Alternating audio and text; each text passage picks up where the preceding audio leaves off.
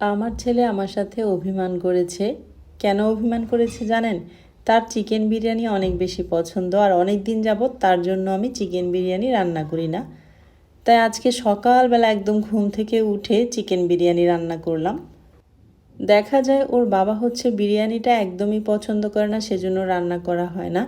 বাচ্চাদের জন্য রান্না করলে ওর বাবার জন্য আবার আলাদা কিছু রান্না করতে হয়। তো নতুন বাড়িতে ওঠার পর থেকে তো অনেক বেশি ব্যস্ত, সেজন্য বেশ অনেক দিন যাবতই আইমানের পছন্দের চিকেন বিরিয়ানি রান্না করিনি।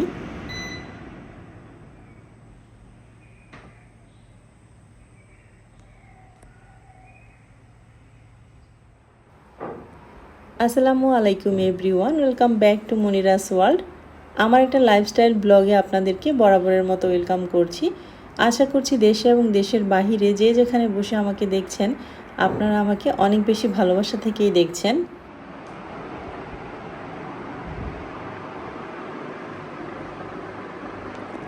আব্বু, ওঠো ওঠো।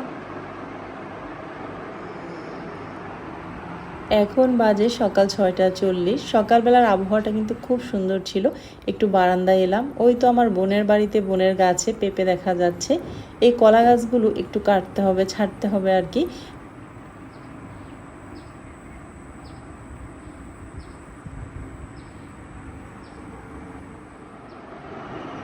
উঠো, 6টা 45।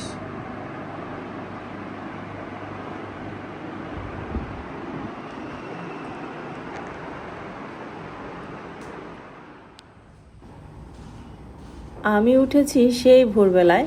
উঠেই আমি সারা বাড়িতে রাতের বেলায় যে লাইটগুলো জ্বালানো থাকে সেই লাইটগুলো সব অফ করেছি। তো এখন আমার মোটামুটি সব কাজ শেষ। সব কাজ শেষ বলতে আইমান স্কুলে যাওয়ার আগে যে কাজগুলো করতে হয় আর কি, টিফিন বানানো, ওর সব কিছু রেডি করা, ওকে ডেকে তোলা, ওর বাবাকে তোলা, ওর বাবার জন্য চা বিস্কুট রেডি করা, সেই ধরনের কাজগুলো মোটামুটি শেষ। কিন্তু সারাদিনে অনেক কাজ রয়ে গেছে এখনও। তো আইমানকে কিন্তু ডেকে তুললাম, আইমান রেডি হচ্ছে, ওর বাবাও ফ্রেশ হয়ে নিচ্ছে। আর এদিক থেকে আমি হচ্ছে মোটরটা ছেড়ে পানিগুলো সব ভরে নিলাম। এই যে সারাদিনের একটা বড় কাজ শেষ করলাম। সকালবেলায় পানি ভরে নিলে দেখা যায় সারাদিন আর ভরতে হয় না।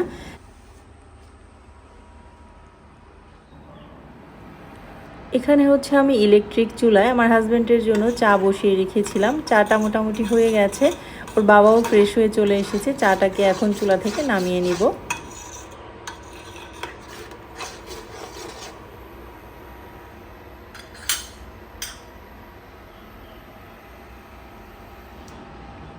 চাটা নামিয়ে নিতে নিতে আমার ভাইয়া, আপু, আন্টি, সোনামণি, দেশে এবং দেশের বাহিরে যে যেখানে বসে আমাকে দেখছেন, সবার কাছে আমার একটা রিকোয়েস্ট থাকবে, ভিডিওটি অবশ্যই একটা লাইক দিয়ে কন্টিনিউ করবেন। আর যারা আমাকে ভালোবেসে আমার ভিডিওগুলো দেখে যাচ্ছেন, এখনও চ্যানেলটিকে সাবস্ক্রাইব করা হয়নি, তারা কিন্তু অবশ্যই আমার চ্যানেলটিকে সাবস্ক্রাইব করে আমার চ্যানেলটির পাশেই থাকবেন আর আমাকে আমার গন্তব্যে পৌঁছে দিবেন। আমার গন্তব্যে পৌঁছাতে কিন্তু আর খুব বেশি বাকি নেই। আপনারা যদি আমাকে একটু এগিয়ে নিয়ে যান, তাহলেই কিন্তু আমি আমার গন্তব্যে পৌঁছাতে পারবো ইনশাআল্লাহ। ওর বাবা হচ্ছে এখানে চা বিস্কুট খেয়ে নিচ্ছে আর আইমানকে হচ্ছে ব্রেড দিব। ওর বাবা গতকালকে রাতে ব্রেড নিয়ে এসেছে। আসলে এই ব্রেডগুলো আমরা খুব একটা খাই না। আমি তো একদমই এই ব্রেডগুলো খেতে পারি না, বেকারির ব্রেড ছাড়া। আমার বাবা যে ব্রেডগুলো নিয়ে আসে আমি সেই ব্রেডগুলো অনেক পছন্দ করে খাই। অনেক দিন পরে আইমানের পছন্দ মতো আইমানকে টিফিন দিলাম চিকেন বিরিয়ানি। তো আমি কিন্তু একদম অল্প করে রান্না করেছি শুধু ওর জন্যই। ওকে টিফিনে দিয়ে দিলাম আর স্কুল থেকে এসে আরেকবার খেতে পারবে আর কি, এরকম আন্দাজেই রান্নাটা করেছি। ওর বাবা যেহেতু বিরিয়ানি মুখেও তুলবে না, তাই একদমই আইমানের জন্য শুধু অল্প করে রান্না করেছি। আরেকজনের অবস্থা দেখেন, সে কিন্তু ভাইয়াকে ব্রেড খেতে দেখেছে, ব্রেডের গন্ধ পেয়েছে। সে কিন্তু ব্রেড খেতে খুব পছন্দ করে, যদিও খুব একটা দিই না, অল্প 2-1 টুকরা ছোট ছোট করে দিই। তো আইমান তাকেও একটু দিল। এই তো এখন বাপ বেটা মিলে চলে যাচ্ছে।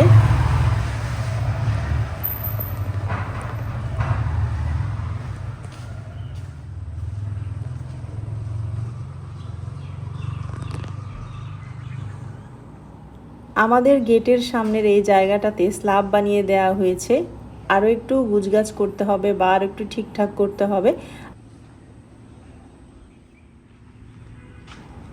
তো তো আইমানকে স্কুলের জন্য বিদায় দিলাম, আইমানের বাবা নিয়ে গেল। এখন আমি গেটটা লাগিয়ে দিয়ে বাসার কাজগুলো সব সেরে ফেলবো।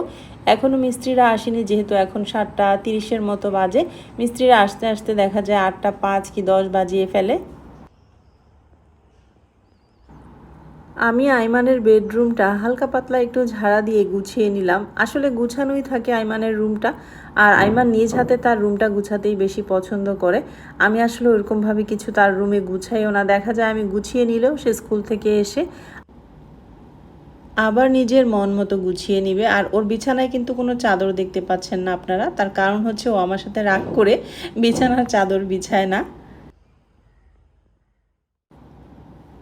আইমান হচ্ছে ব্লকের এই বেডশিটটা খুব পছন্দ করে রেখেছিল। আমি হচ্ছে কাস্টমারকে দিয়ে ফেলেছি কাস্টমার চাওয়ার পরে, তো তারপর থেকে আর আনাও হয়নি ওর জন্য। সেজন্য সে রাগ করে আর কোনো বেডশিটই বিছাচ্ছে না। তো বিজনেসের নতুন প্রোডাক্ট আসবে, সেই প্রোডাক্টের সাথে আমি এই চাদরটাও অর্ডার করেছি। এই চাদরটাও আসবে, তখন বিছিয়ে দিব আর কি। আইমানের বেডরুমের এই পাশে কিন্তু একটা ছোট্ট বারান্দা এবং ওয়াশরুম আছে।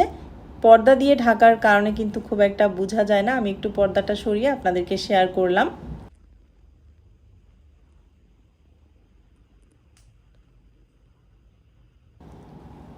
আজকে আমি আপনাদের সাথে যে ভিডিওটা শেয়ার করছি, এটা আমার 3-4 দিন আগের করা ভিডিও। তো অলরেডি কিন্তু বেডশিট চলে এসেছে। বেডশিট বিছানোর পর আমি আবার একটু ক্যামেরায় ক্যাপচার করলাম, এই ভিডিওর মধ্যে অ্যাড করে দিলাম। এই যে তার পছন্দের বেডশিট কিন্তু আনা হয়েছে, একদম সাইড পিলো কভার সহই আনা হয়েছে এবং বিছিয়ে নিয়েছে সে নিজেই। খুব সুন্দর লাগছে কিন্তু মাশাআল্লাহ বেডশিটটা। এটা কিন্তু চাইলে আপনারাও নিতে পারবেন, আমাদের পেজে অ্যাভেলেবেল। আমি ছোটোবেলায় ঠিক যেমনটা ছিলাম, আমার ছেলেও দেখি এখন ঠিক তেমনটাই হয়েছে। আমি কিন্তু সেই ছোট্টবেলা থেকে অনেক বেশি পরিপাটি। ধরেন 2টা স্যান্ডেল একসাথে আছে, একটা স্যান্ডেল যদি একটু বাঁকা হয়ে থাকতো আমার জানি কেমন লাগতো, মানসিকভাবে অস্থির হয়ে যেতাম।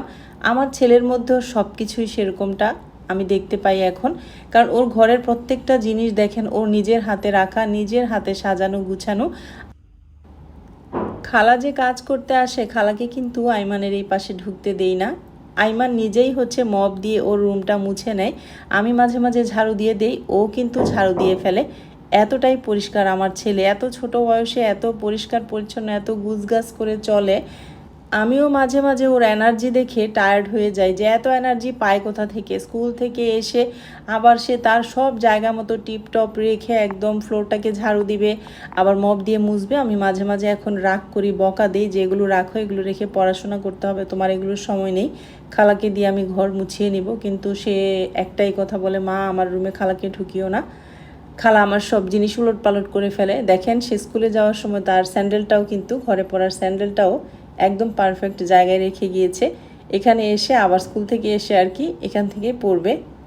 সবাই দোয়া করবেন আমার ছেলেটার জন্য, এইভাবেই যেন তার লাইফটাকে সে গুছিয়ে নিতে পারে, পড়াশোনাটাও যেন খুব ভালোভাবে করতে পারে, জীবনে যেন একজন ভালো মানুষ হতে পারে, প্রকৃত মানুষ হতে পারে। বাবা মা হিসেবে যেন আমরা অনেক বেশি গর্ববোধ করতে পারি। এটাই চাওয়া শুধু আল্লাহর কাছে। আপনাদের কাছেও দোয়া চাইছি, আপনারাও মন থেকে দোয়া করবেন আমার ছেলের জন্য।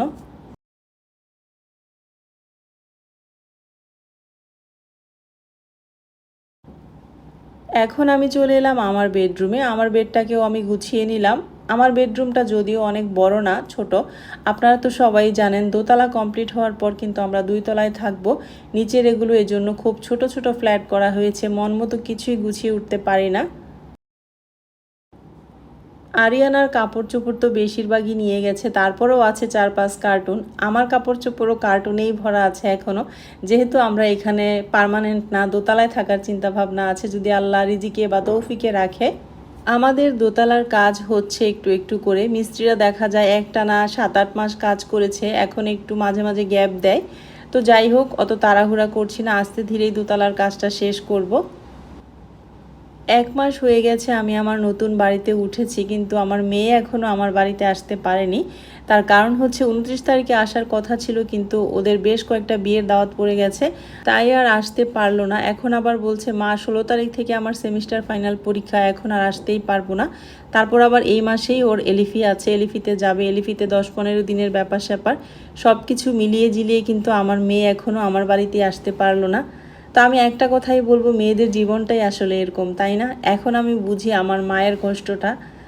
আমার মা কত করে কত সময় বলতো, মা আসো, আসতে পারতাম না, নিজের সংসারটা নিয়েই ব্যস্ত থাকতাম, নিজেকে নিয়েই ব্যস্ত থাকতাম, নিজের বাচ্চাদের সুবিধা অসুবিধা নিয়েই ব্যস্ত থাকতাম। এখন আমার মেয়েটা দেখে আমি বুঝি আসলে আমার মায়ের অবস্থাটা বা আমার মায়ের কষ্টটা আমি এখন বুঝতে শিখেছি।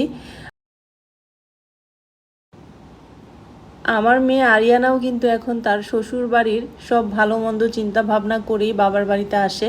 এভাবেই ভালো থাকুক প্রত্যেক মেয়েরা শ্বশুর বাড়িতে, আর প্রত্যেক মেয়ে যেন তার মায়ের মতো একটা শাশুড়ি পায় শ্বশুর বাড়িতে। আলহামদুলিল্লাহ, আমার মেয়ের শাশুড়ি কিন্তু আমার মেয়েকে অনেক আদর করে। সবাই দোয়া করবেন সব সময় যেন এরকমভাবে আদরটা ধরে রাখতে পারে।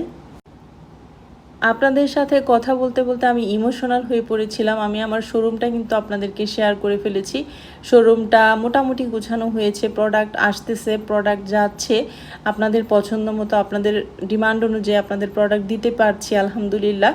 তো আপনারা যারা অফলাইনে এসে নিয়ে যেতে চান তারা কিন্তু এখন চাইলে নিতে পারবেন। অ্যাড্রেসটা আমি বলে দিচ্ছি, গাজীপুর বোর্ড বাজার, বটতলা রোড, মিজান কাউন্সিলরের বাড়ির অপোজিটে। আর আমার হোয়াটসঅ্যাপ নাম্বারে হোয়াটসঅ্যাপ করলে অথবা ডাইরেক্ট কল দিলে আমি লোকেশনটা ভালো করে বুঝিয়ে দিব। সব কাজ শেষ করে ওর বাবা দেখলাম এদিকে কি করছে, আমিও একটু এলাম। আমার কলিজাটা ফেটে যায় জানেন না, যখন এই পাশটাতে এসে দেখি আমার নতুন বাড়ির নতুন ওয়াল করা ভেঙে পড়ে গেছে। খুব খারাপ লাগে, আপনাদেরকে বলে বোঝাতে পারবো না। আর এই হলো আমার বাড়ির বর্তমান অবস্থা। নিচতলা মোটামুটি কমপ্লিট, দোতলায় কাজ হচ্ছে, আর তিনতলায় হচ্ছে কবুতরের ঘর বানানো হয়েছে, গাছপালা রাখা হয়েছে। আর এখানে বেশ কিছু কাঁচামরিচ ধরে আছে, এই গাছগুলো কিন্তু আমরাই লাগিয়েছি। আপনারা অনেকেই জানতে চান যে এই জমিটাও আমাদের কিনা। এই জমিটা আমাদের না, এই জমিটা আমাদের রিলেটিভেরই।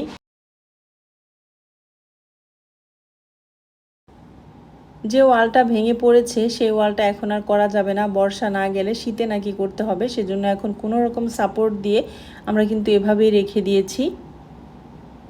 আর বাকি ওয়ালগুলোতেও কিন্তু সাপোর্ট দেওয়া হয়েছে। কখন কি হয়ে যায় মানে একটা টেনশনের বিষয়, সারাক্ষণই টেনশন লাগে। মোটামুটি সব গাছ কিন্তু আমাদের ছাদে উঠে গেছে, কিছু গাছ এখানে রয়ে গেছে, এগুলো জায়গায় জায়গায় সেট হয়ে যাবে। যেহেতু এখনও কমপ্লিট হয়নি, অনেক কিছুই বাকি আছে, সেজন্য গাছগুলো এখানেই পড়ে আছে। আপনাদেরকে আমি আজকে একটু দেখালাম এই সাইডটা কিভাবে ভেঙে পড়েছে ওয়ালটা। তখন তো পানি ছিল অনেক বেশি, এদিকে আসতে পারিনি, এখন পানিটা একটু টান দিয়েছে। তাই আজকে অনেক দিন পর এসে আমিও দেখলাম, আপনাদের সাথেও শেয়ার করলাম। অফ ক্যামেরায় সব রান্নাবান্না সেরে নিয়েছি। আমার বাবা এসেছে, আমার বাবাকে ভাত খেতে দিচ্ছি। তো দেওয়ার আগে আপনাদের সাথেও একটু শেয়ার করলাম কি কি রান্না করেছি। মুরগির মাংস, ডিম ভুনা, গরুর মাংসটা অবশ্য কালকে রাতেই রান্না করেছিলাম। আর এদিক থেকে সালাদ বানিয়ে নিয়েছি। খাওয়া দাওয়া সব কিছু শেষ করলাম। আইমানের বাবা আইমানকে স্কুল থেকে নিয়ে এলো, এরপরে আমি আর আইমান মিলে পার্সেল রেডি করছি, যেটা আগে আমি আর আমার আরিয়ানা করতাম। এখন কিন্তু আমরা মা ছেলে মিলেই পার্সেল রেডি করি। আপনারাও সবাই দোয়া করবেন। আমার মেয়েটা আমাকে যেমনভাবে সাপোর্ট দিয়েছে, আমার ছেলেটাও যেন আমাকে সেইভাবেই সাপোর্ট দেয়। আমার ছেলে কিন্তু মিনা বাজার গিয়ে দেখেন টুকিটাকি বাজার করে নিয়ে এসেছে যা যা লাগতো। বাচ্চারা যদি মায়ের কষ্ট বুঝে, মায়ের কষ্টটাকে অনুভব করতে শিখে, তাহলে কিন্তু সেখানে অনেক বেশি শান্তি পাওয়া যায়। আজকের মতো এখান থেকেই বিদায়। আল্লাহ হাফেজ।